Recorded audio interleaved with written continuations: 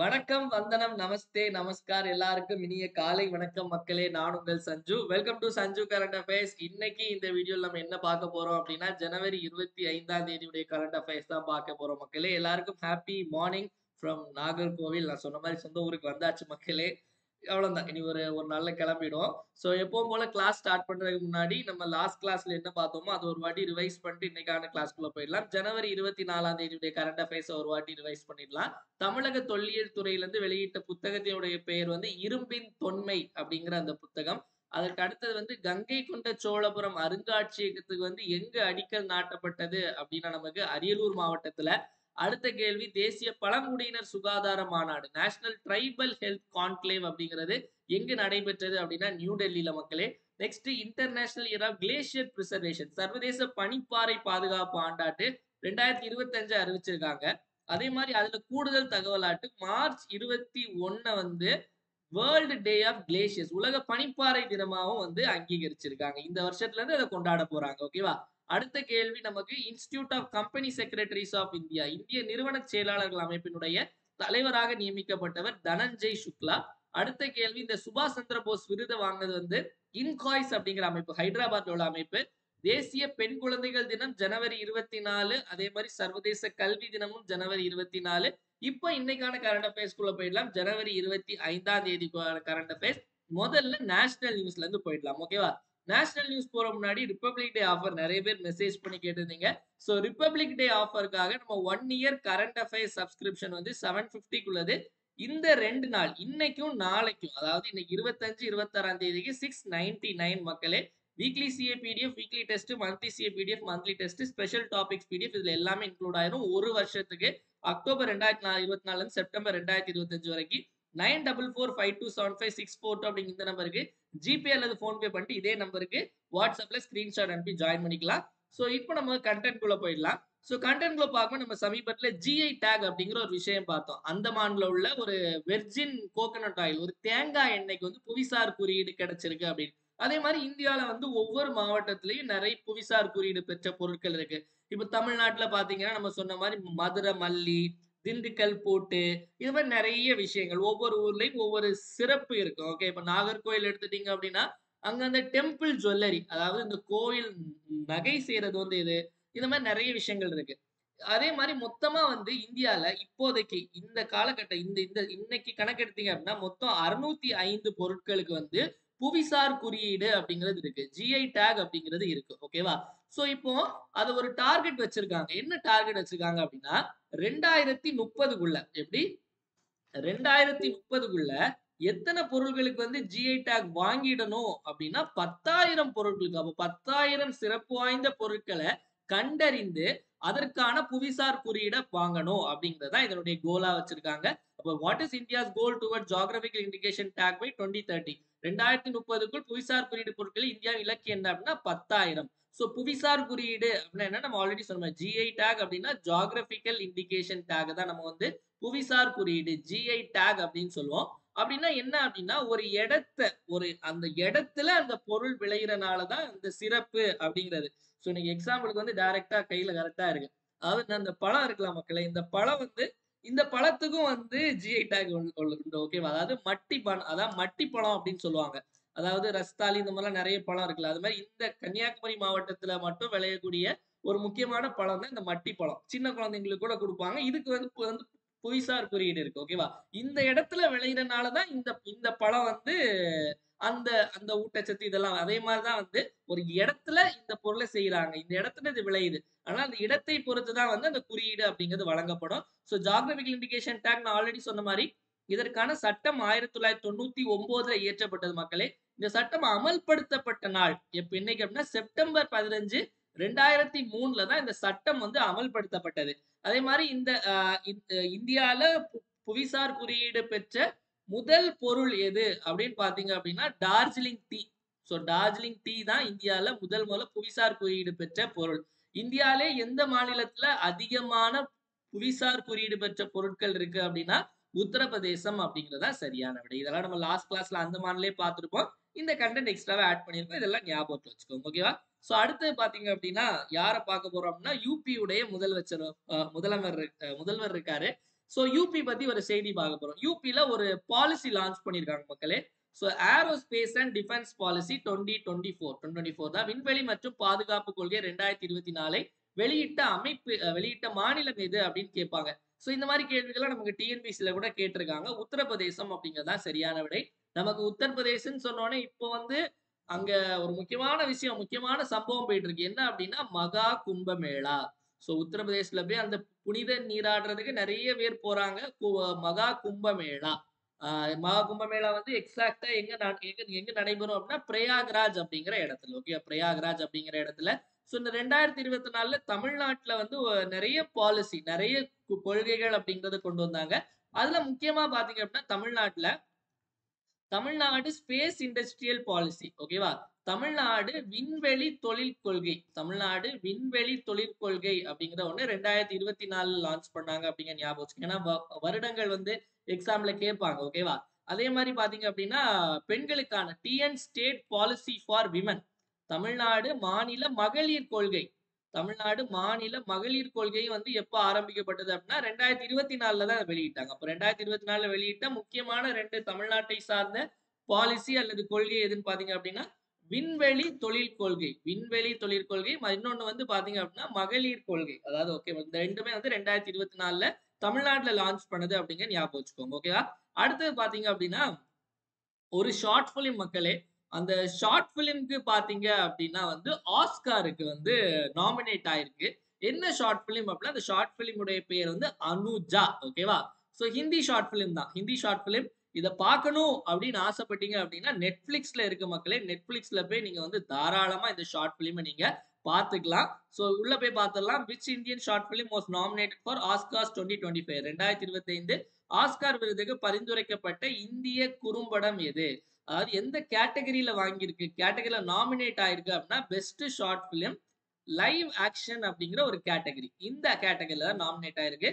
So இந்த படத்தினுடைய director யாரு அப்படின்னு பாத்தீங்க அப்படின்னா ஆடம் ஜே கிரேவ்ஸ் அப்படிங்கிறவர் தான் வந்து இந்த படத்தினுடைய ஆதாம் கிரேவ்ஸ். இது படத்தினுடைய டைரக்டர் பேர். ஓகேவா? நம்ம ஆல்ரெடி இன்னொரு படமும் ஷார்ட் பிலிம் நாமினேட் ஆயிருக்குன்னு ஒரு 2 மாசம் முன்னாடி பார்த்திருப்போம் உங்களுக்கு ஞாபகம் இருக்கும்னு நினைக்கிறேன். Sunflowers were the first one to know. இதுவும் ஒரு ஷார்ட் பிலிம். இந்த படமும் வந்து ஆஸ்காருக்கு வந்து நாமினேட் ஆன படம். ஓகேவா? சோ இது வந்து ஹிந்தி ஷார்ட் பிலிம். இது நம்ம இந்த சன்ஃபிளவர் படம் பாத்தீங்க அப்படின்னா Kannada. So Kannada short film. இந்த படத்தை யாருடையது அப்படின்னா சித்தா நந்தா நாயக் அப்படிங்கிறவர் தான் இந்த படத்தினுடைய டைரக்டர். ஓகேவா? சோ எப்படி கேட்டாலும் ஆன்சர் எழுதிடுங்க. ஆஸ்கர்ல வந்து இந்த படம் வெல்லணும் அப்படிங்கிறது நம்மளுடைய ஆசை. இந்த கங்குவா படம் நாமினேட் ஆனதா சொன்னாங்க. அப்புறம் அபிஷியலா நாமினேட் ஆகல போல. ஓகேவா? சோ நெக்ஸ்ட் போயிடலாம் மக்களே. நெக்ஸ்ட் ரிப்போர்ட்ஸ் அண்ட் இண்டிசஸ் போயிடலாம். ரிப்போர்ட்ஸ் அண்ட் இண்டிசஸ்ல முதல்ல நம்ம பார்க்கக்கூடிய இண்டெக்ஸ் எது அப்படின்னு பாத்தீங்க அப்படின்னா நம்ம மிலிட்டரி சம்பந்தப்பட்டது. அதாவது இந்த உலகத்திலேயே மிலிட்டரி பவர், அதாவது மிலிட்டரி ஆர்மி இதெல்லாம் பார்க்கும்போது எந்த நாடு வந்து முதல் இடத்துல இருக்காங்க, 2ஆவது இடத்துல இருக்காங்க, இந்தியாவுடைய இடம் என்ன அப்படிங்கறத பார்க்க போறோம். So what is the rank of India in global fire power index 2025? Global fire power குறியீடு 2025 இந்தியாவின் தரவரிசை என்ன? இந்த குளோபல் ஃபயர் பவர் அந்த வெப்சைட் தான் லான்ச் பண்ணது மக்களே. இதுல என்ன சொல்ல, இது full and fully military power. அதாவது மிலிட்டரி பவர்ல யார் நல்லா இருக்கா அந்த மாதிரி இண்டிகேட்டர் சர்ச் பண்றது. முதல் இடத்துல பாத்தீங்க அப்படின்னா யார் அடிச்சுக்க முடியாது அப்படின்னா முதல்ல யூஎஸ்ஏ மக்களே. 2ஆவது இடத்துல யார் இருக்காங்கன்னா அடுத்து வந்து ரஷ்யா தான் இருக்கான். 3ஆவது இடத்துல யார் இருக்கா அப்படின்னா சைனாக்காரன். அப்போ இந்தியா எத்தனாவது இடம்னா இந்தியா 4வது இடம். இந்தியா எத்தனாவது இடம் கேட்டா 4வது இடம் மக்களே. இதுல பாகிஸ்தான் வந்து 12வது இடம். இத கடைசி இடம் 145வது இடம் எது அப்படின்னா பூட்டான். சோ பூட்டான் வந்து அவங்களுக்கு வந்து மிலிட்டரி பவர்லாம் பெருசா எதுவும் இல்ல. சோ பூட்டான் வந்து கடைசி இடம் எது அப்படின்னா பூட்டான். முதலிடம் யுஎஸ்ஏ, 3வது சைனா, 4வது இடம் இந்தியா அப்படிங்கறத ஞாபகம் வச்சுக்கோங்க. ஓகேவா? சோ நம்ம நிறைய இண்டெக்ஸ் நம்ம பார்த்திருக்கோம். சமீபத்துல கூட அந்த ஹென்லி பாஸ்போர்ட் இண்டெக்ஸ் அப்படின்னு ஒண்ணு பார்த்தோம். ஓகே, ஹென்லி பாஸ்போர்ட் குறியீடு. இந்த பாஸ்போர்ட் குறியீடுல இந்தியாவுடைய ரேங்க் 85 அப்படிங்கறது ஞாபகத்துல வச்சுக்கோங்க. இந்தியாவுடைய ரேங்க் 85. அதே மாதிரி உலக பட்டினி குறியீடு வேர்ல்டு ஹங்கர் இண்டெக்ஸ்ல வந்து இந்தியாவுடைய ரேங்க் 105. ஓகே, ஒரே 5 இருக்கு. இது 5 85 இதெல்லாம் ஞாபகம் வச்சுக்கோங்க. எக்ஸாம்ல எப்படி கேட்டாலும் ஆன்சர் போடுறதுக்கு ரெடியா இருக்கணும். ஓகேவா? சோ நெக்ஸ்ட் பாத்தீங்க அப்படின்னா which state tops the fiscal health index 2025? 2025 நிதி சுகாதார குறியீட்டில் ஓகே நிதி சுகாதார குறியீட்டுல இல்ல அந்த நிதி எப்படி இருக்கு அப்படி அதாவது நம்மளோட நிதி நிலைமை ஒவ்வொரு மாநிலத்தினுடைய நிதி நிலைமையை வச்சு எப்படி வந்து ரேங்க் கொடுத்திருக்காங்க அப்படிங்கறத பார்க்கலாம். சோ இந்த இண்டெக்ஸை ரிலீஸ் பண்றது யாரு அப்படின்னா நித்தி ஆயோக் அப்படிங்கிற ஒரு அமைப்பு. நித்தி ஆயோக் அப்படிங்கிற அமைப்பு இருக்குல்ல, நிதி ஆயோக். சோ அந்த பிளானிங் கமிஷன் திட்ட ஆணையத்துக்கு பதில் நமக்கு வந்து இந்த நிதி ஆயோக் அப்படிங்கறது கொண்டு வந்தாங்க. அது வெளியிட்ட அறிக்கை தான் அந்த இண்டெக்ஸ் தான் இது. ஓகேவா?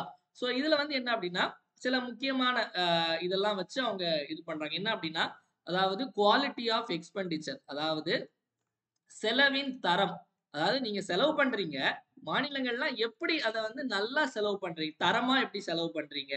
ரெவென்யூ மொபிலைசேஷன், அதாவது நிதி திரட்டல்னு சொல்லுவாங்க. நிதி திரட்டல் வந்து எப்படி பண்றீங்க.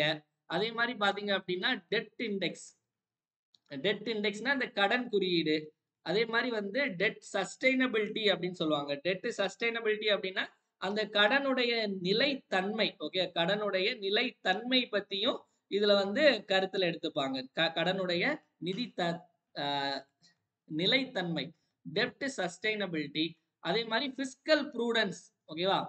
இந்த மாதிரி ஒரு 5 கேட்டகரி கீழே தான் இத வச்சுதான் வந்து இந்த ரேங்கிங் கொடுப்பாங்க. அந்த மாதிரி ரேங்கிங் கொடுக்கும்போது முதல் இடத்துல யார் வந்திருக்காங்க அப்படின்னா ஒடிசா வந்திருக்காங்க. நல்லா புரிஞ்சுக்கோங்க, இந்த ரேங்கிங் மொத்தம் 18 முக்கியமான பெரிய மாநிலங்களை மட்டும்தான் இதை வந்து ரேங்கிங் எடுத்திருக்காங்க. அவங்களுடைய நிதி நிலைமை எப்படி இருக்குங்கிறத பார்த்து முதல் இடத்துல ஒடிசா இருக்காங்க மக்களே. 2வது இடத்துல யார் இருக்காங்க அப்படின்னா சத்தீஸ்கர் இருக்காங்க. 2வது இடத்துல சத்தீஸ்கர் இருக்காங்க. 3வது இடத்துல கோவா இருக்காங்க. இதுல வந்து கடைசி இடத்துல யார் 18வது இடத்துல இருக்கிறது யார் அப்படின்னா பஞ்சாப். அப்ப தமிழ்நாடு எத்தனாவது இடத்துல இருக்கு அப்படின்னா தமிழ்நாடு 11வது இடத்துல இந்த இண்டெக்ஸ்ல இருக்கு. தமிழ்நாடு இந்த இண்டெக்ஸ்ல எத்தனாவது இடத்துல இருக்குன்னு கேட்டீங்க அப்படின்னா 11th பிளேஸ்ல இருக்கு அப்படின்னு ஞாபகம் வச்சுக்கோங்க. ஓகேவா? தெரியல இந்த இண்டெக்ஸ் வந்து எவ்வளவு உண்மை அப்படின்னு தெரியல. பட் நிதி ஆயோக் சொல்லும்போது நம்ம நம்பிதான் ஆகணும். ஓகேவா? இதை நம்பினாதான் இதுல இருக்கக்கூடிய விஷயம் உண்மையோ எல்லாம் டேட்டா அப்படிதான் கொடுத்துருப்பாங்க. பட் எக்ஸாம் பாஸ் பண்ணனாலும் நம்ம இதை படிச்சிருக்கணும். ஓகேவா? சோ அடுத்த கேள்வி போயிடலாம் மக்களே. சயின்ஸ் அண்ட் டெக்ல வந்து ராஜ்நாத் சிங் அவர்கள் ஏதோ ஒன்று லான்ச் பண்ணாரு. என்ன அப்படின்னா பேட்டில் ஃபீல்ட் சர்வேலன்ஸ் சிஸ்டம். ஓகேவா? சோ இதனுடைய பெயர் என்ன, இதை யார் தயாரிச்சாங்க, எவ்வளவு கோடி ஆச்சு அப்படிங்கறத பார்க்க போறோம். அதாவது name the battlefield surveillance system develop by BEL. பெல்னா உங்க எல்லாருக்கும் தெரியும் நினைக்கிறேன். Bharat Electronics Limited. Bharat Electronics Limited தான் வந்து இந்த பெல் அப்படின்னு சொல்லக்கூடிய அமைப்பு. சோ பெல்லால் உருவாக்கப்பட்ட போர்க்கள கண்காணிப்பு அமைப்பு. ஓகேவா? இந்த பேட்டில் ஃபீல்ட், அதாவது போர்க்களத்துல வந்து இந்த சர்வேலன்ஸ், அதாவது எல்லாம் எப்படி இருக்குது இதெல்லாம் பார்த்துட்டு இந்த டேட்டாவெல்லாம் கேதர் பண்றதுக்கான ஒரு சிஸ்டம். ஓகே, இதுதான் அந்த சிஸ்டம். பாத்தீங்கன்னா தெரியும், ஆண்டனா அது இது எல்லாமே இருக்கா. சோ இந்த சிஸ்டம் உடைய மொத்த செலவு எவ்வளவு, மொத்த விலை எவ்வளவு அப்படின்னா 2402 கோடியா. சப்பா. சோ 2402 கோடியா மக்களே. இதனுடைய பெயர் என்ன அப்படின்னா சஞ்சய். ஓகேவா? சோ வந்து இந்த பேட்டில் ஃபீல்ட் சர்வேலன்ஸ் சிஸ்டத்தினுடைய பெயர் என்ன அப்படின்னா சஞ்சய். உருவாக்கியது பெல். 2402 கோடி. இதை இனாகிரேட் பண்ணி வச்சது வந்து பாதுகாப்புத்துறை அமைச்சர் ராஜ்நாத் சிங் அவர்கள். ஓகேவா? சோ அடுத்து போயிடலாம் மக்களே. நெக்ஸ்ட் ஸ்போர்ட்ஸ் நியூஸ் போயிடலாம். விளையாட்டு செய்திகள்ல பாத்தீங்க அப்படின்னா செஸ்னா இந்தியானா செஸ் அப்படிங்கிற மாதிரி ஆயிடுச்சு. ஓகேவா? அதுவும் இல்லாம குகேஷ் வந்து இப்போ உலக சாம்பியன். ஓகேவா? அதாவது இளம் உலக சாம்பியன் ஆயிருக்காரு.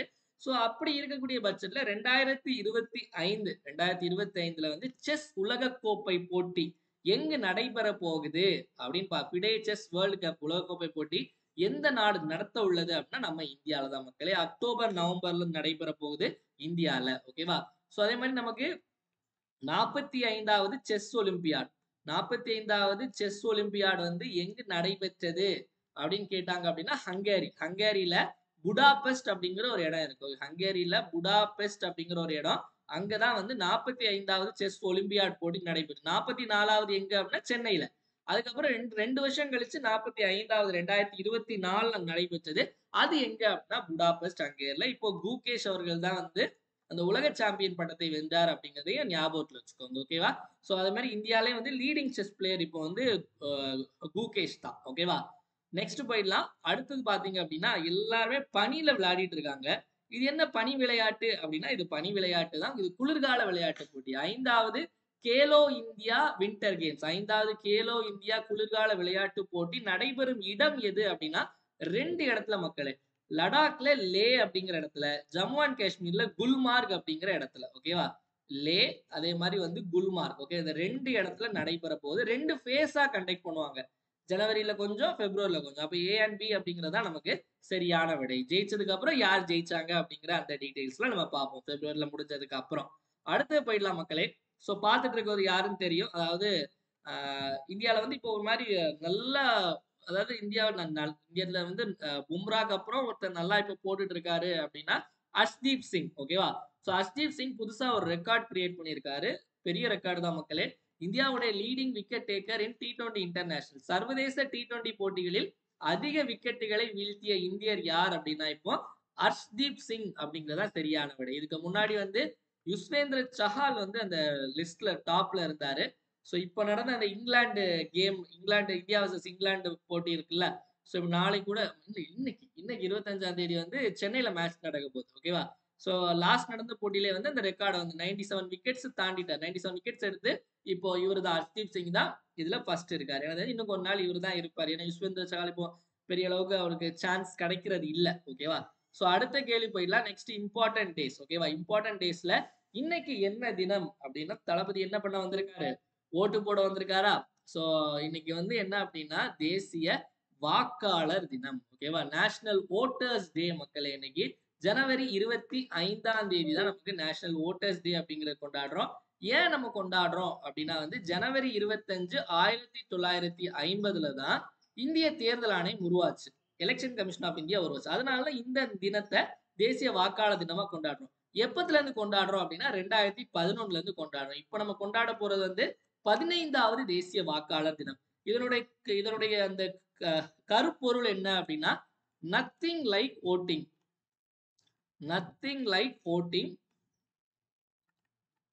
ஐ ஓட் ஃபார் ஷுவர் இங்கிலீஷ்ல. ஓகே, ஒரு நாளாவே இந்த தீம் தான் இருக்கு. அதாவது வாக்களிப்பது போல் வேற எதுவும் இல்லை, நான் நிச்சயமாக வாக்களிப்பேன் அப்படின்னு சொல்றாங்க. ஓகேவா? வாக்களிப்பது போல் வேற எதுவும் இல்லை, நான் நிச்சயமாக வாக்களிப்பேன் அப்படிங்கிறது தான் இதற்கான கருப்பொருள். சோ நேத்து நம்ம ஒரு ஷார்ட்கட் சொன்னோம். அதாவது பெண் குழந்தைகள் பிறந்தா படிக்க வைக்கணும். அதே மாதிரி ஓட்டு போட நாள் வந்தா என்ன பண்ணுவாங்க அப்படின்னா நிறைய பேர் டூர் கிளம்பி போயிருவாங்க. ஓகேவா? சோ அதனால ஓட்டர்ஸ் டேயும் டூரிசம் டேயும் ஒரே நாள்ல வச்சிருக்காங்க. தேசிய சுற்றுலா தினம் வந்து ஜனவரி 25 மக்களே. இதற்கான கருப்பொருள் என்ன அப்படின்னா inclusive growth for tourism. Inclusive growth of tourism, அதாவது உள்ளடக்கிய சுற்றுலா வளர்ச்சி. உள்ளடக்கிய சுற்றுலா வளர்ச்சி அப்படிங்கிறது தேசிய சுற்றுலா தினத்துக்கான கருப்பொருள். ஓகே, உள்ளடக்கிய சுற்றுலா வளர்ச்சி அப்படிங்கிறது. நெக்ஸ்ட் நம்ம தினம் ஒரு திட்டம் பார்த்துட்டோம். தினமும் திட்டத்துல இன்னைக்கு பார்க்கக்கூடிய திட்டம் என்ன அப்படின்னா விழுதுகள் அப்படிங்கிற திட்டம். இந்த திட்டம் பார்க்க முன்னாடி மறக்காம வீடியோ பார்த்துட்டு இருக்கவங்க அப்படியே ஒரு லைக்கை தட்டி விட்டு அப்படியே வீடியோ பாருங்க. ஏன்னா உங்களுடைய லைக்ஸ் தான் என்னுடைய மோட்டிவேஷன். அதெல்லாம் மறக்காம ஒரு லைக் பண்ணிட்டு வீடியோ பாருங்க மக்கள். இந்த விழுதுகள் திட்டம் அப்படிங்கிறது எப்ப ஆரம்பிக்கப்பட்டது அப்படின்னா ஜனவரி 9 2024 மக்களே. எங்க அப்படின்னா நம்ம சென்னையில தான் இந்த திட்டம் ஆரம்பிச்சாங்க. என்ன அப்படின்னா இப்போ அரசு பள்ளியில வந்து படிச்ச மாணவர்கள் நிறைய பேர் வந்து நிறைய நல்ல நிலைமையில இருக்காங்க. ஓகேவா? சோ அவங்க தங்களுடைய பள்ளிகளுக்கு ஏதாச்சும் பண்ணணும், தான் படிச்ச அரசு பள்ளிகளுக்கு ஏதாச்சும் பண்ணணும் அப்படின்னு நினைக்கிறவங்க இந்த ஸ்கீம், இந்த விழுதுகள், அதான அவங்க விழுது, அந்த அரசு பள்ளியில இருந்து அந்த விழுதாட்டு வந்து இன்னைக்கு பெரிய மரமா முளைச்சிருக்காங்க. ஓகேவா? சாரி, வேற இல்ல, விழுதுகளா, அதாவது அந்த அந்த மரம் அப்படிங்கிற ஒரு அரசு பள்ளியில இருந்தா இவங்க எல்லாம் விழுதுகளா வந்து தொங்கிட்டு இருக்காங்க. ஓகேவா? அந்த இதுனால. சோ அதனால தான் படிச்ச பள்ளிக்கு ஏதாவது பண்ணணும்னு அவங்க நினைக்கிறாங்க அப்படின்னா ஈஸியா போய் பண்ண முடியாது நார்மலான டைம்ல. சோ இப்ப இந்த விழுதுகள் திட்டம் மூலமா அவங்க ஈஸியா போய் பண்ணலாம். அதாவது கவர்மெண்ட் ஸ்கூல்ல உள்ள அலுமினி அவங்க ஸ்கூலுக்கு ஏதாவது பண்ணணும் அப்படின்னு முன்னாள் மாணவர்கள் ஏதாவது பண்ணணும்னு நினைச்சா இந்த ஸ்கீம் மூலம் பண்ணலாம். ஜனவரி 9 சென்னையில ஆரம்பிக்கப்பட்டது. அடுத்தது வந்து கமெண்ட் யுவர் ஆன்சர் செக்ஷன்ல நேத்து கேட்ட கேள்விக்கான சரியான விடை என்ன அப்படின்னா 2வது நிர்வாக சீர்திருத்த ஆணையம், செகண்ட் அட்மினிஸ்ட்ரேட்டிவ் ரிஃபார்ம் கமிஷன். அதாவது நமக்கு நீதிபதிகளின் ஒழுக்க நெறிகளை விதிப்பதற்கு தேசிய நீதிக்குழுவிற்கு அதிகாரம் அளிக்கப்பட வேண்டும் என்று யார் பரிந்துரை செய்ததுன்னா செகண்ட் ஏஆர்சி கமிஷன் தான். இப்ப இன்னைக்கான கொஸ்டின் போயிடலாம் மக்களே. அதாவது ஒரு 4 திட்டங்கள் விவசாய சார்ந்த திட்டங்கள் கொடுத்திருக்காங்க. அதை வந்து வரிசைப்படுத்த கேட்டிருக்காங்க. ஓகேவா?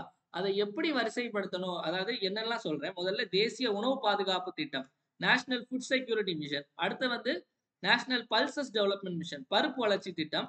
அடுத்து சணல் தொழில்நுட்ப திட்டம், ஜூட் டெக்னாலஜி மிஷன். அதுக்கடுத்து நேஷனல் அக்ரிகல்ச்சர் இன்சூரன்ஸ் ஸ்கீம், தேசிய வேளாண் காப்பீடு திட்டம். இந்த 4ஐயும் வந்து வரிசைப்படுத்தணும் அந்த வருஷத்தை வச்சு. ஓகேவா?